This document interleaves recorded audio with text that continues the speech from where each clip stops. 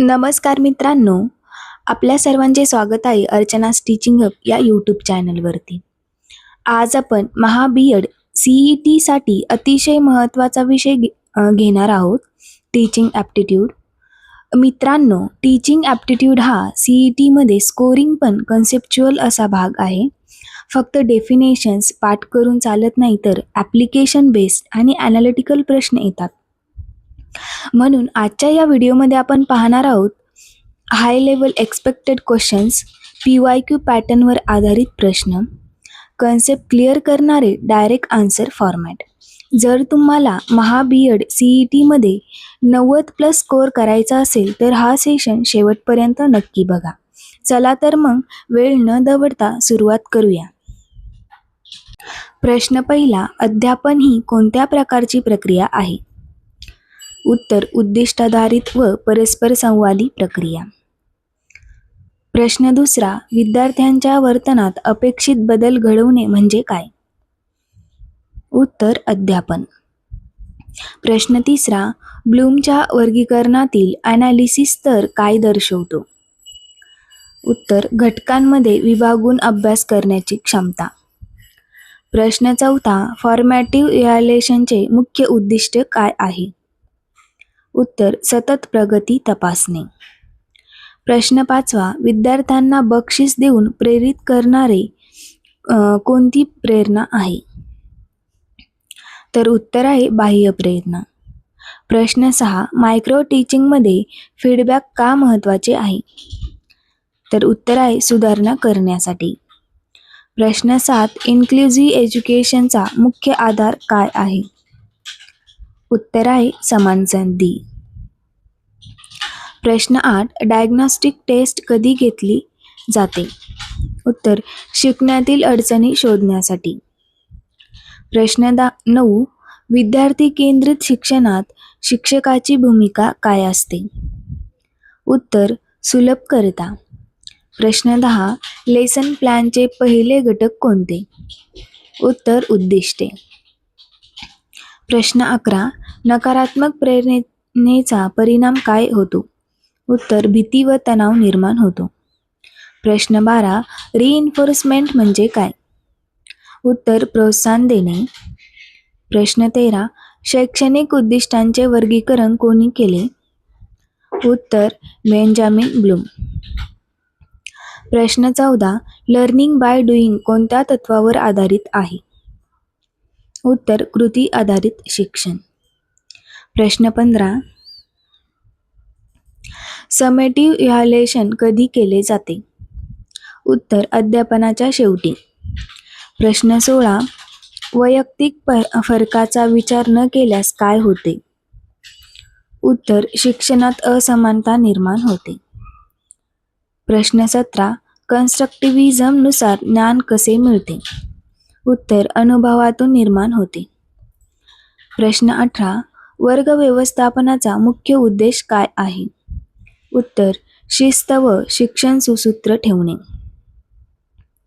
प्रश्न 19, प्रभावी संवादासाठी काय आवश्यक आहे? उत्तर, स्पष्ट संदेश व अभिप्राय. प्रश्न 20, सृजनशीलता वाढविण्यासाठी कोणती पद्धत उपयुक्त आहे? उत्तर, प्रकल्प पद्धत. प्रश्न 21, ब्लूमच्या ज्ञानात्मक क्षेत्रातील सर्वोच्च स्तर कोणता? उत्तर, इव्हॅल्युएशन. प्रश्न 22, प्रश्न विचारण्यास प्रोत्साहन दिल्यास काय वाढते? उत्तर, विचारशक्ती. प्रश्न 23, रेमेडियल टीचिंग कधी दिले जाते? उत्तर, कमतरता आढळल्यास.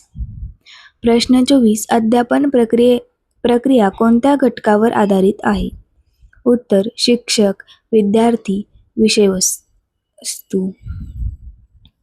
प्रश्न 25, सकारात्मक शिस्त कोणत्या शैलीचे उदाहरण आहे? उत्तर, लोकशाही शैली. प्रश्न 26, अध्यापनाचे अंतिम उद्दिष्ट काय आहे? उत्तर, सर्वांगीण विकास. प्रश्न 27, सहभागाचे मापन कसे करता येते? उत्तर, निरीक्षणाद्वारे. प्रश्न 28, मोटिवेशनचे प्रकार किती? उत्तर, 2. प्रश्न 29. भावनिक क्षेत्रातील सर्वोच्च स्तर कोणता? उत्तर कॅरेक्टरायझेशन. प्रश्न 30. उदाहरणाचा उपयोग का केला जातो? उत्तर संकल्पना स्पष्ट करण्यासाठी. प्रश्न 31. एका वर्गात शिक्षक फक्त हुशार विद्यार्थ्यांनाच प्रश्न विचारतात, यामुळे कोणते तत्व भंग होते? तर उत्तर समान संधी तत्व.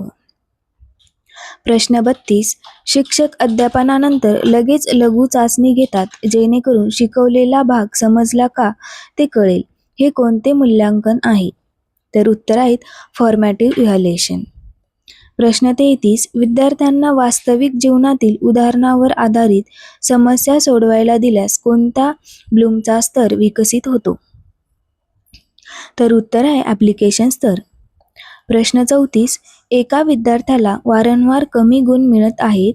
शिक्षक कारण शोधून वैयक्तिक मार्गदर्शन देतात. ही कोणती प्रक्रिया आहे? तर उत्तर आहे डायग्नॉस्टिक व रेमेडियल प्रक्रिया.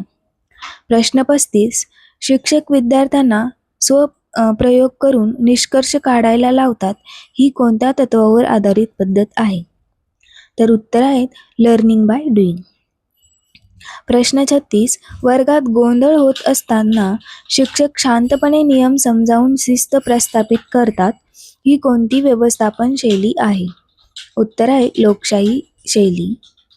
प्रश्न 37. विद्यार्थ्यांनी आधी शिकलेले ज्ञान नवीन विषयाशी जोडले तर ते काय दर्शवते?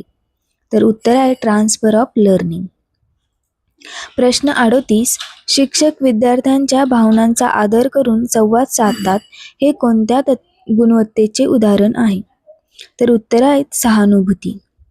प्रश्न 39. एका धड्यात उद्दिष्ट स्पष्ट नसल्यास विद्यार्थ्यांवर काय परिणाम होतो? उत्तर आहे शिकण्यात दिशाभूल होते. प्रश्न 40. विद्यार्थ्यांना गटात काम देऊन प्रकल्प पूर्ण करायला सांगितले जाते. ही कोणती अध्यापन पद्धती आहे? उत्तर आहेत सहकार्यात्मक शिक्षण. प्रश्न 41. विद्यार्थ्यांना सतत टीका केल्यास कोणती प्रेरणा तयार होते? उत्तर आहेत नकारात्मक प्रेरणा. प्रश्न 42. शिक्षक अध्यापनात PPT, व्हिडिओ आणि डिजिटल साधने वापरतात. हे कोणत्या संकल्पनेचे उदाहरण आहे? उत्तर आहेत ICT आधारित अध्यापन. प्रश्न 43. विद्यार्थ्यांनी एखाद्या विषयाचे गुणदोष मांडले तर तो ब्लूमच्या कोणत्या स्तराशी संबंधित आहे? उत्तर आहेत इव्हॅल्युएशन स्तर. प्रश्न 44. शिक्षक विद्यार्थ्यांच्या उत्तरावर त्वरित प्रतिक्रिया देतात. हे काय दर्शवते? उत्तर आहेत प्रभावी फीडबॅक. प्रश्न 45. वर्गात सर्व विद्यार्थ्यांना त्यांच्या क्षमतेनुसार कार्य देणे कोणत्या तत्वावर आधारित आहे? उत्तर आहेत वैयक्तिक फरक तत्व. प्रश्न 46. शिक्षक विद्यार्थ्यांना विचार करायला लावणारे प्रश्न विचारतात. यामुळे कोणती क्षमता वाढते? उत्तर आहेत उच्चस्तरीय चिंतन क्षमता. प्रश्न 47. विद्यार्थ्यांच्या कामगिरीचे अंतिम गुणाद्वारे मोजमाप करणे कोणते मूल्यांकन आहे? उत्तर आहेत समेटिव्ह इव्हॅल्युएशन.